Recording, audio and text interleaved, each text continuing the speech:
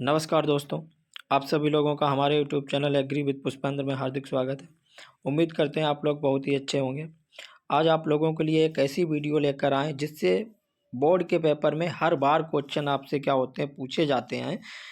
ये हमारी जो वीडियो है बहुत ही महत्वपूर्ण वीडियो है।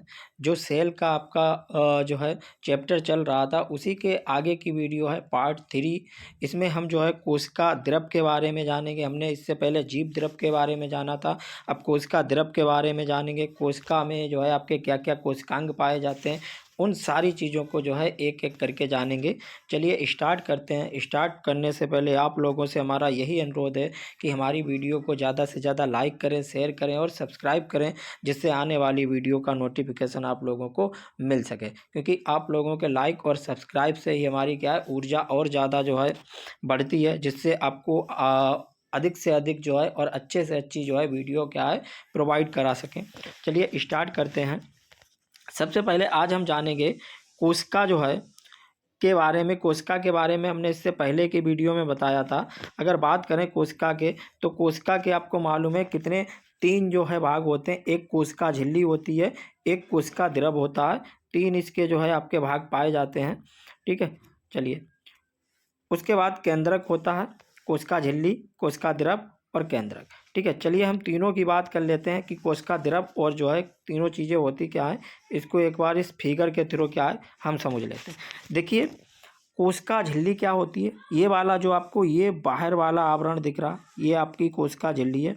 जो आपका इसको बाहर की ओर आवरण दिख रहा, अगर हम बनाने की बात करें इस प्रकार से, अगर हमने क्या किया, एक जो है कोशिका का निर्माण किया, तो कोशिका में आपका ये जो सबसे ऊपर वाली झिल्ली है, यही झिल्ली आपका क्या कहलाएगी, कोशिका झिल्ली कहलाएगी। ठीक है, उसके बाद अगर बात करते हैं कोशिका झिल्ली जो है, इसकी बात करते हैं। ये कोशिका को चारों तरफ से क्या होती है, घेरे हुए रहती है।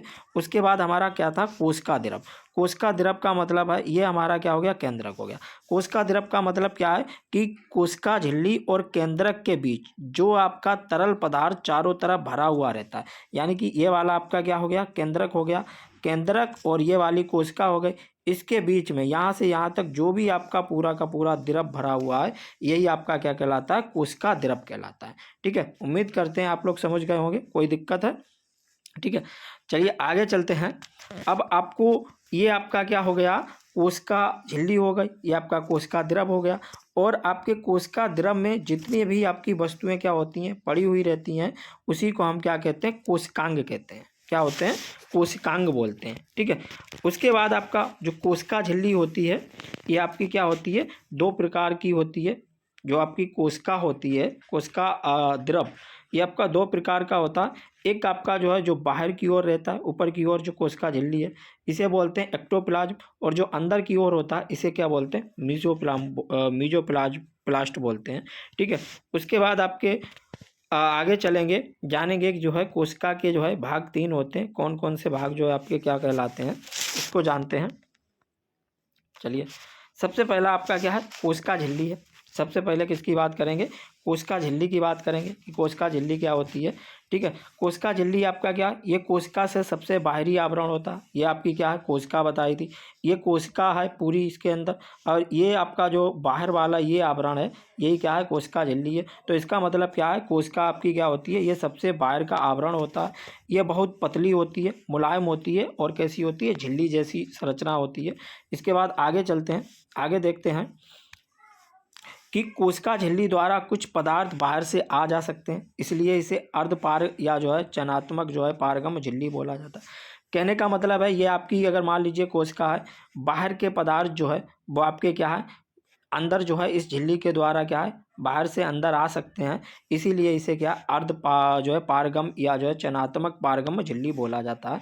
जिससे आपका क्या है, चीज़ों का आदान प्रदान बाहर से अंदर और अंदर से बाहर चीज़ें क्या आ जा सकें। उसके बाद ये लिपिड और प्रोटीन की बनी होती है। ये बनी काय की होती है, लिपिड की बनी होती है और प्रोटीन की बनी होती है। इसमें 2 परत प्रोटीन व इसके मध्य 1 परत लिपिड की होती है। जैसे सपोज करिए आपकी क्या कह रहा है कि इसमें जो है 2 परत जो है प्रोटीन की, जैसे मान लीजिए एक ये परत हो गई प्रोटीन की, एक ये परत हो गई प्रोटीन की। और इसके मध्य यानी कि बीच में ये वाली जो है, इसके मध्य का क्या होगा, दोनों के बीच में ये वाली ये परत आपकी काय की, लिपिड की होगी, यानी कि यल मान लेते हैं। और उसके बाद ये वाली जो है ये भी आपकी प्रोटीन की होगी, ये भी आपकी क्या है, प्रोटीन की होगी। ठीक है, आगे चलते हैं, देखते हैं आपका क्या है, कोशिका झिल्ली द्वारा कुछ पदार्थ बाहर से आ जा सकते हैं, इसलिए इसे अर्धपार जो है, ये तो हो गया आपका डबल टाइप हो गया। उसके बाद आप बात करते हैं अगर इसके कार्य की, कि इसके कार्य क्या होते हैं। कार्य की बात करें, कोशिकाओं में जो है पदार्थों को आवागमन करती है। कोशिकाओं का आवागमन का मतलब एक जगह इधर से बाहर से अंदर, अंदर से बाहर करने का काम करती है। कोशिका का एक निश्चित आकार बनाए रखती है, कोशिका का आकार बनाए रखने में काम करती है। उसके बाद अगला, ये कोशिका को यांत्रिक सहायता जो है प्रदान करती है, तथा जंत कोशिका में सीलिया, फ्लैजेला और जो है माइक्रोबिना के निर्माण में क्या करती है, आपकी सहायता करती है।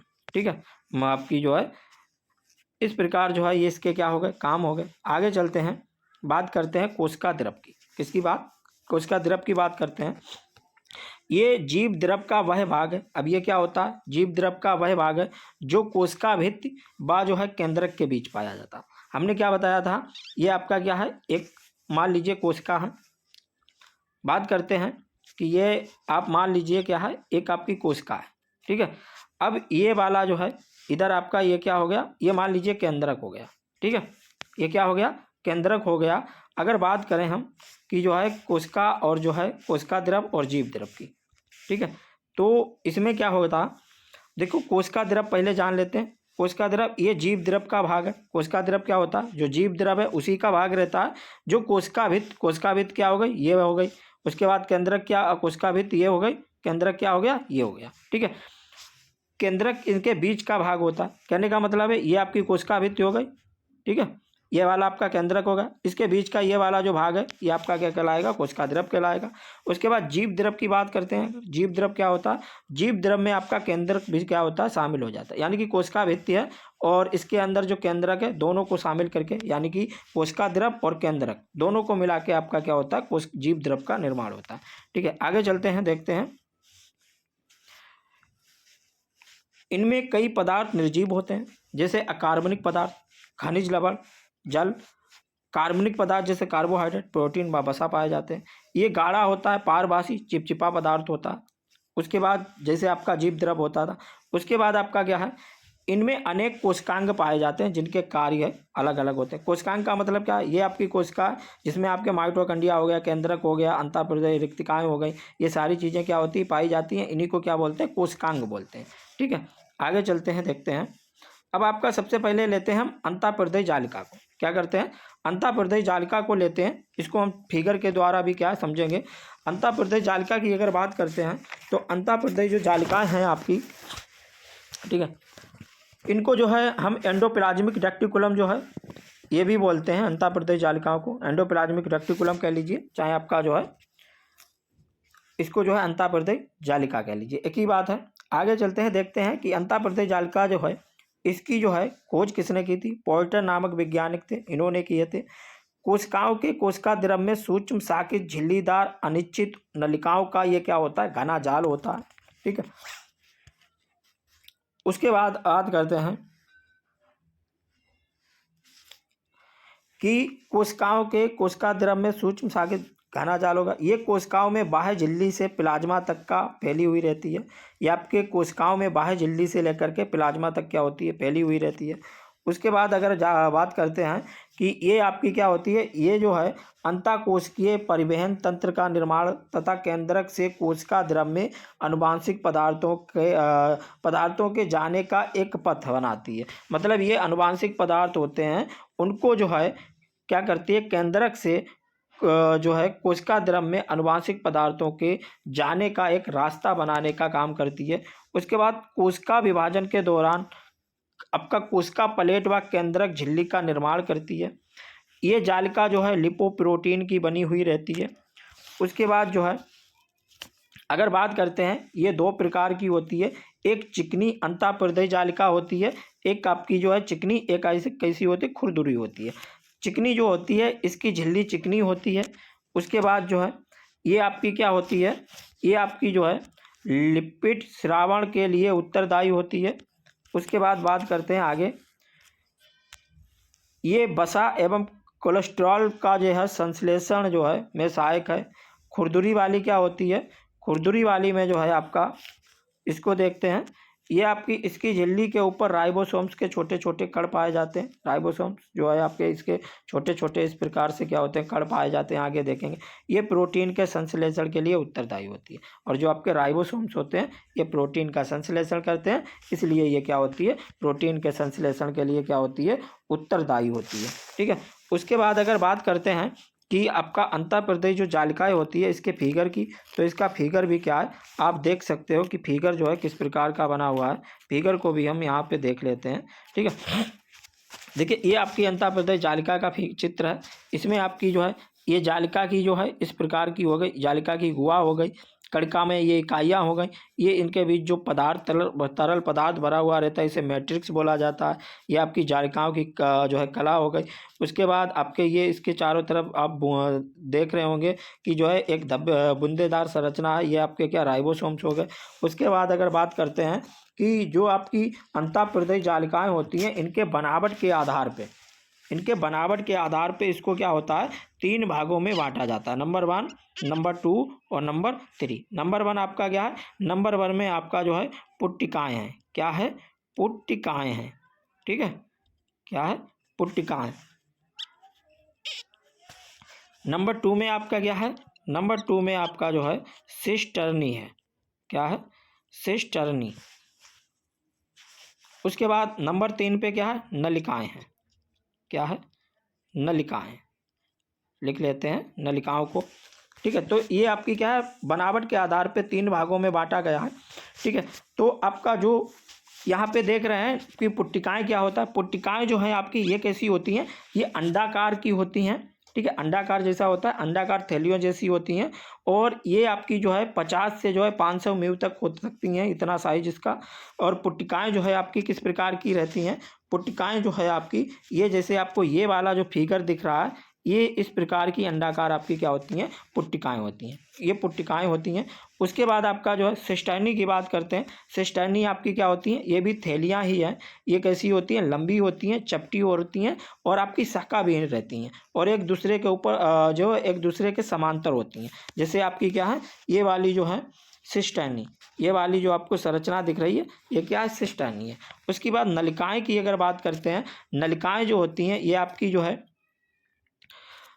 है वेसिकल्स एवं सिस्टर्नी को क्या होता है, आपस में जोड़ती हैं, और संपूर्ण जो है जालिका क्या क्या करती हैं, निर्माण करती हैं। तो नालिकाएं जो है आपकी, वो नालिकाएं जो है इस प्रकार की आपकी नलिकाओं का चित्र होगा, जो दोनों को क्या होते हैं, जोड़े हुए रहती हैं। ठीक है, और उसके बाद अगर बात करते हैं कि जो है जो आपकी अंतःप्रदेश जालिकाएं होती हैं, इनके हमने जो है अगर बात करते हैं काम के बारे में कि इनका कार्य क्या होता है, तो इनके कार्य के बारे में कुछ चीज़ें हमने जान ली थी।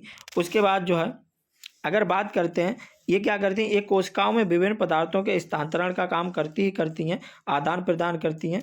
ये कार्य जो है उनमें उपस्थित कौन करता है, जो आपकी नलिकाएं होती हैं, ये वाली सबसे अधिक जो है इनमें सहायक कौन सी होती है, नलिकाएं होती हैं आपकी। ठीक है, नलिकाओं का जो है सबसे अधिक यही काम होता है, चीज़ों का स्थानांतरण करना, एक जगह से दूसरी जगह ले जाना। उसके बाद बात करते हैं, अगला हमारा है माइटोकॉन्ड्रिया की। माइटोकॉन्ड्रिया की बात करते हैं कि माइटोकॉन्ड्रिया जो है आपका किस प्रकार का होता है, इसको देखते हैं।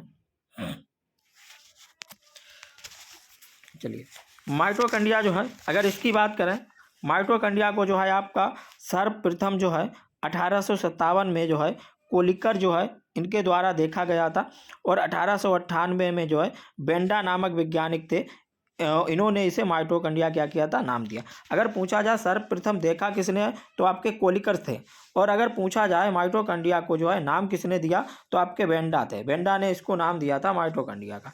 ठीक है, उसके बाद अगर बात करते हैं माइटोकॉन्ड्रिया को कि माइटोकॉन्ड्रिया जो है ये क्या करती है, देखिए इसको अलग अलग नामों से क्या होता है, जाना जाता है। इसे ऊर्जा उत्पादन करने के कार्य कोशिका का जो है ऊर्जा गृह भी कहा जाता है। ठीक है, इसको क्या है, ऊर्जा गृह भी कहा जाता है।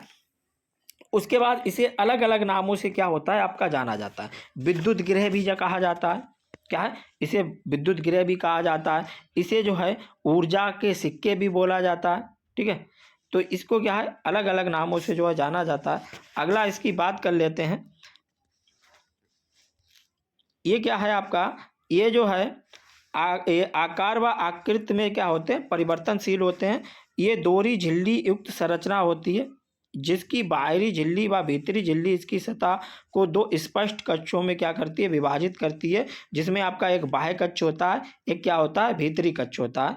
दूसरा है कि भीतरी कक्ष क्या होता है, घना होता है, समांगी पदार्थ से भरा होता है, उसे अधात्री जो है या मैट्रिक्स क्या होता है बोला जाता है। इसकी अंतः झिल्ली अधात्री की तरह जो है प्रबद्ध बनाती है, जिसे क्रस्टी बोलते हैं, अभी चित्र के द्वारा भी हम समझेंगे। उसके बाद आपका माइटोकॉन्ड्रिया जो है का संबंध वायवीय श्वसन से होता है और ये विखंडन द्वारा क्या होता है, विभाजित होता है। ठीक है, उसके बाद अगर हम फिगर की इसके बात करते हैं, माइटोकॉन्ड्रिया के फिगर की अगर बात करें तो आपका इसका चित्र जो है कुछ इस प्रकार का क्या होता है, इसका चित्र होता है। ठीक है, अगर माइटोकॉन्ड्रिया को जो है बात की जाए कि माइटोकॉन्ड्रिया जो है ये करता क्या है, ये ऊर्जा उत्पादन का जो है आपका कार्य करता है। आपको मालूम है कि जो क्रेब्स चक्र होता था, क्रेब्स चक्र आपका क्या है, माइटोकॉन्ड्रिया में ही जो है होता था। ठीक है, जिसमें आपका जो है ऊर्जा का उत्पादन होता था। ठीक है, तो इसी वजह से ऊर्जा आपकी क्या होती थी, इसमें स्टोर हो जाती थी, इसीलिए आपको क्या है, ऊर्जा के सिक्के, विद्युत गृह इसको क्या है, बोला जाता है। उसके बाद अगर माइटोकॉन्ड्रिया की बात करते हैं कि माइटोकॉन्ड्रिया जो है, ठीक है, अब इसकी जो है अलग अलग जीवों में इसका आकार क्या होता है, अलग अलग प्रकार का जो है पाया जाता है। ठीक है, इसकी अगर बात कर लें माइटोकॉन्ड्रिया की, तो इसमें आपकी क्या होता है, एक बाह्य कक्ष आपको बताया था, इसकी बात कर रहे थे हम माइटोकॉन्ड्रिया के। इसमें आपको जो है अलग अलग चीज़ें बताई गई थी, तो इसके जो है हम देखते हैं कि इसके भागों को देख लेते हैं। ये आपका क्या, जो ऊपर वाली संरचना, इसे आवृंत जो है हम क्या बोलते हैं, आवृंत कण बोलते हैं। और आपका जो अंतःकृष्टि अवकाश है, ये वाला बीच में जो आपको ये वाली संरचना दिख रही होगी, उसके बाद ये अंतः इकाई कला है, उसके बाद आपका ये अंतः कक्ष है, और ये इसका क्या है, बाह्य कक्ष है जो बाहर की ओर है।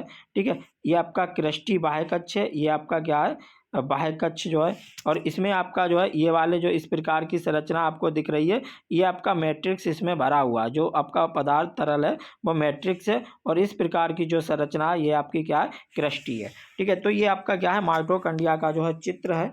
और माइटोकॉन्ड्रिया जो है, इसमें आपको जैसे बताया कि माइटोकॉन्ड्रिया दोहरी कलाओं का जो है बना हुआ रहता है। एक बाहरी परत होती है आपकी, एक क्या होती है, बाहरी परत हो गई, एक क्या होगा, इसके अंदर की परत हो गई, और इसमें बीच में आपका क्या होता है, मैट्रिक्स यानी कि जो तरल पदार्थ है वो भरा हुआ रहता है। तो ये हमारा क्या था, माइटोकॉन्ड्रिया था। और इसके बाद हम जो है बाकी के जो आपके कोशिकांग हैं उनकी जो है एक अलग से वीडियो बनाएंगे। चलिए आज के लिए इतना ही, चलते हैं।